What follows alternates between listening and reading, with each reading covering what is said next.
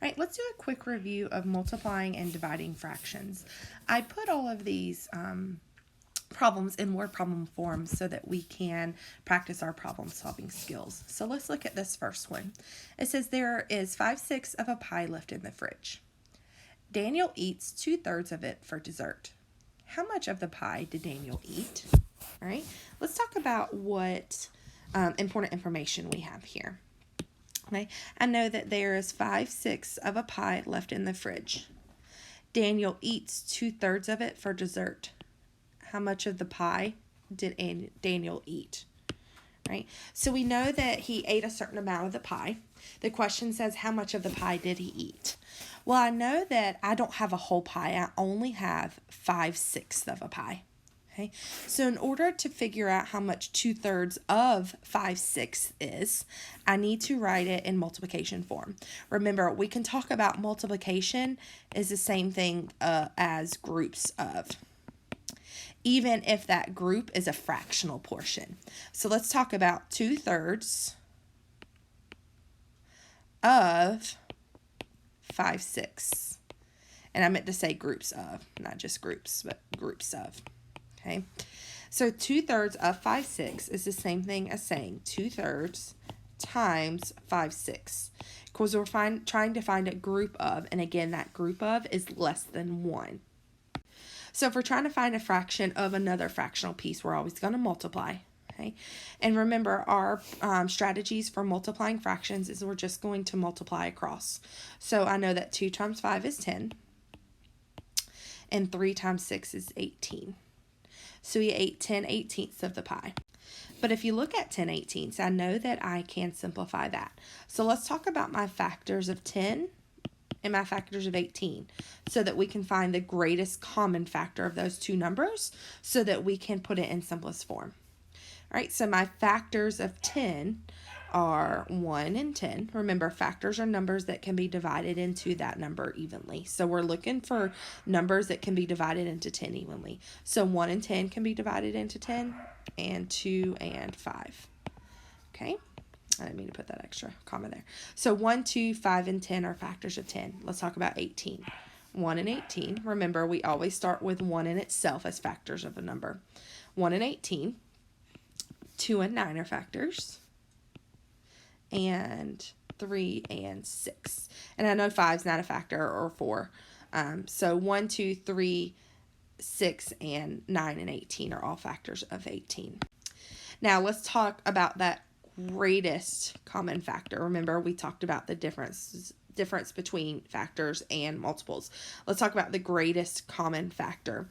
1 is a common factor. 2 is a common factor. My greatest common factor out of those two numbers is 2. So we're going to take that greatest common factor and we're going to divide our numerator and our denominator to simplify it. I know that 10 divided by 2 is 5, and 18 divided by 2 is 9. Now, if you look at 5 and 9, my numerator and my denominator, I can quickly think in my head that there's no other numbers that can that 5 and 9 have in common, so I know that's the simplest form I can go into. So he ate 5/9 of the pie. All right, let's look at this next equation. It says this next word problem, There are 3 people in Jason's family. They are splitting 1/4 of a pizza left over from dinner last night. If each person gets the same amount of pizza, how much pizza does each family member get? All right, let's talk about the important information.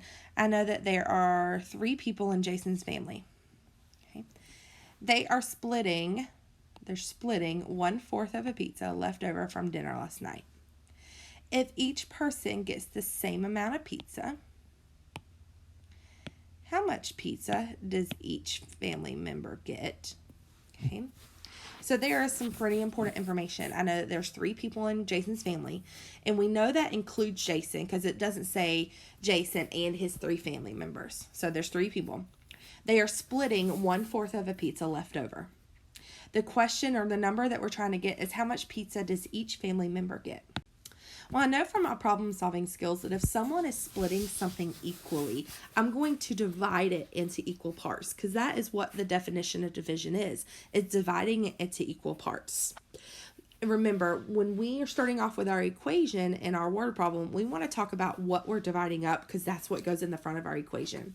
So in this case, I am splitting up 1/4 of a pizza. Okay, so 1/4 of a pizza divided into 3 people to represent the number of people in Jason's family. So 1/4 of a pizza divided into 3 equal groups. All right, so let's talk about what that looks like. Well, if I am taking 1/4 of a pizza, not a full pizza, just 1/4 of it. So let's talk about what 1/4 of that pizza looks like. Okay, so 1/4 of my pizza. The other 3/4 maybe they ate for dinner last night, so they only have 1/4 left over. And I'm dividing that into 3 equal groups. So 1/4 of a pizza divided into 3 equal groups. Well, this little piece of pizza goes to family member number 1. This little piece of pizza goes to family member number 2. This little piece of pizza goes to family member number 3. My question says, how much does each family member get? Well, each family member will get 1 out of 1, 2, 3, 4, 5, 6, 7, 8, 9, 10, 11, 12 possible pieces, because we're talking about how much of the pizza does each family member get. So we're talking about of the whole pizza that was once there. So each family member gets 1/12 of the pizza. All right, let's talk about this next one. It says a video game store has 4 boxes of video games.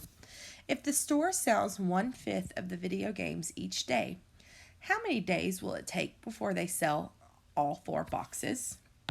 Let's talk about the important information in this word problem. A video game store has 4 boxes of video games. If the store sells 1/5 of the video games each day, how many days will it take before they sell all 4 boxes? So let's talk about what this question's asking. Okay, I have 4 boxes of video games. So here's my first box, my second box of video games, my third box, and my fourth box. Okay. If the store sells 1/5 of the video games each day, how many days will it take before they sell all 4 boxes? Okay. So what you want to do is you want to take your 4 boxes and you want to divide them into groups of 1/5. Let me show you why. Let's look at what my equation is going to look like first. I have 4 boxes and I'm dividing them into groups of 1/5. I'm trying to figure out how many times 1/5 can fit into 4 holes. Because if each day sells 1/5, day number 1 sells 1/5 of a video game, day number 2, 1/5, day number 3, 1/5, and I can figure out how many times 1/5 fits into those 4 boxes. So let's talk about that. 4 boxes divided up into 1/5. Okay, so here's a 5th.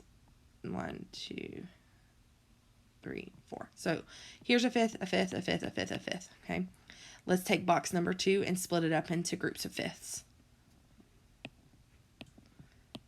My third box, my fourth box. Okay, let's talk about a 5th. Well, I have a 5th here, so that's 1/5. Then I have another 5th, a third 5th, a fourth 5th, and a 5th 5th. Okay, well, this 5th goes to day number 1. This 5th, day number 2. This 5th, day number 3. This 5th, day number 4, and this 5th, day number 5. So this box right here will take up 5 days. Then this 5th will go to day number 6, day number 7, day number 8, day number 9, day number 10. Day number 11, this 5th will go to day number 12, day number 13, day number 14. This 5th will go sell on day number 15. Okay, let's keep going because we still have some 5ths left. This 5th will sell on day number 16, day number 17, day number 18, day number 19, and this 5th will sell on day number 20. Okay, so if I sell a 5th of a box each day, I will sell out of my video games in 20 days. And essentially, again, we're trying to figure out how many times 1/5 fits into 4 days. It fits in there 20 times. All right, let's look at this next word problem. It says Amy is making cookies that call for 2/3 of a cup of brown sugar. She wants to triple the recipe to make 3 batches. How much brown sugar will Amy need? All right, let's talk about the important information.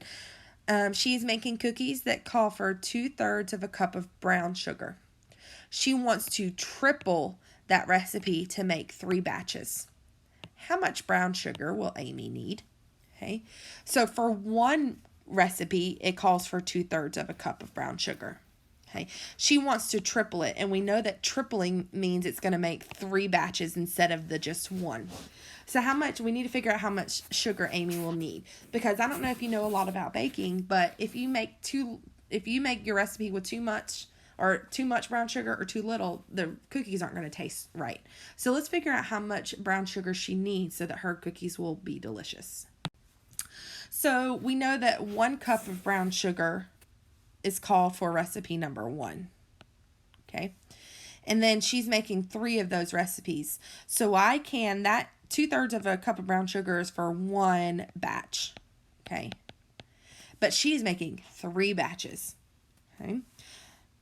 So what I can do is I can do 3 batches times my 2/3. Because what I'm doing is I am making 3 groups of, remember, multiplying equals the same thing as groups of. I'm making 3 groups of my 2/3 of brown sugar. So let's talk about what that equation looks like. 3 times 2/3. Okay. Now you could also do repeated addition. We'll talk about what that looks like in a second. All right, well, anytime that we are taking a whole number multiplied by a fraction, we need to have 2 fractions so that we can multiply across. Now remember, in order to make a whole number a fraction, I can just put a 1 under it, because 3/1 is still equivalent to 3 wholes. So now that I have 2 fractions to multiply, let's go ahead and multiply across. 3 times 2 is 6. 1 times 3 is 3. Well, you may look at 6/3 and you may say, Miss Montrose, that's improper. I need to make it a whole number. Well, I can convert an improper fraction to a whole number by just simply talking about how many times 3 goes into 6. Well, 3 goes into 6 2 times. So she will need 2 cups of brown sugar.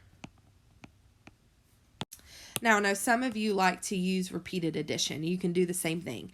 Well, let me get my pencil. Okay.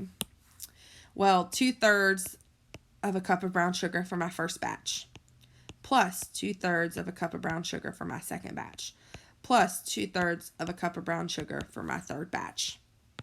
Well, when I'm adding fractions, because I'm adding all these together because I'm doing repeated addition, when I'm adding fractions, I want to add my top number. So 2 plus 2 plus 2 is 6. So my numerator is going to be 6.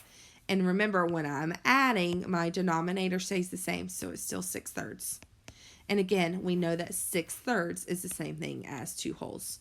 So no matter which strategy you use whichever strategy you use, you're still going to get 2 cups of brown sugar that Amy needs for her cookies. Okay, let's look at this final word problem. Okay, Renee is making a garden to grow vegetables. The garden measures 3.5 feet tall and 5 1/3 feet wide.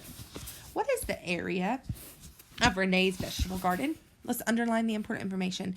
Renee is making a garden to grow vegetables. The garden measures 2 1/3 feet tall and 5 1/3 feet wide. What is the area of Renee's vegetable garden? Let's talk about what it means to find the area. Okay. When we're finding the area, we're finding something, or we're finding the measurement of a flat object. So let's draw Renee's vegetable garden. Okay. Well, we know that it is 3.5 feet tall and 5 1/3 feet wide. Okay. In order to find my area, I know that area equals my length times my width. And remember, we're talking about a flat shape. So we're just talking about my length and the width. We're going to find my volume if I'm finding the measurements or the volume of a 3D shape. In this case, we only have a length and a width, so we only need to find the area, which is length times width. All right, so let's talk about how we can solve that. Let's write our equation. Area equals length times width. My length is 5 1/3 times my width, which is 3.5. Okay, so let's solve that. I know that when I am multiplying, there's a couple different strategies I need to use. When I am multiplying what's called mixed numbers, which is a whole number and a fraction, if you remember. When I'm mixing whole numbers, my first step that I'm going to do is I'm going to make those improper. Let's talk about how we made a fraction improper. We took my denominator, which is 3, and we multiply it times my whole number. Then we take that answer and we add our denominator. Okay, so 5 times 3 is 15, plus 1 is 16. And we're still talking about thirds, so 16 thirds. Times 2 times 3 plus 1. Okay, 2 times 3 is 6, plus 1 is 7. And we're talking about halves, so 7 halves. So that is what those look like as improper fractions if we wanted to convert them. Now that I have two fractions that I am able to multiply across, let's go ahead and multiply them. Well, let's talk about 16 times 7. Sometimes you may need to do some math on the side, which is fine. But 16 times 7 is 112 over 3 times 2, which is 6.